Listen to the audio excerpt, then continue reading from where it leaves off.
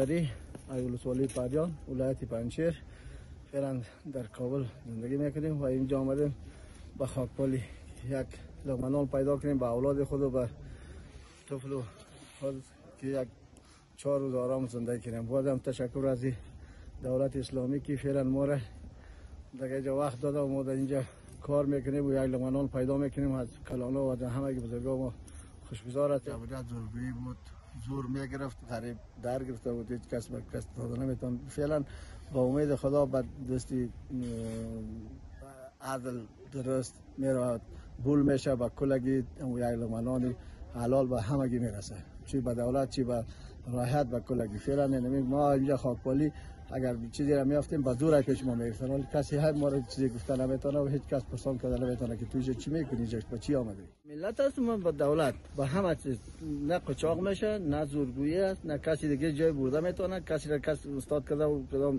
بچ کردن نمیتونه.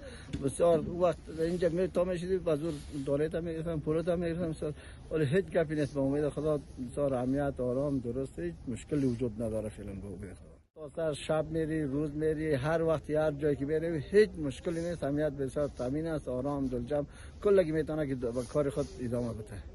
براتون بگم که بیشتر هم عرض کردم امنیت بسیار خوب است دیگه. اینجا مردم آزادانه میتونن زمرد استخراج کنن، کس به کس کار نداره، آزادانه میتونن کار کنن، زمرد استخراج کنن. بعدن در خود ولایت زمردهای ما به طور بولی به فروش رسانده میشه.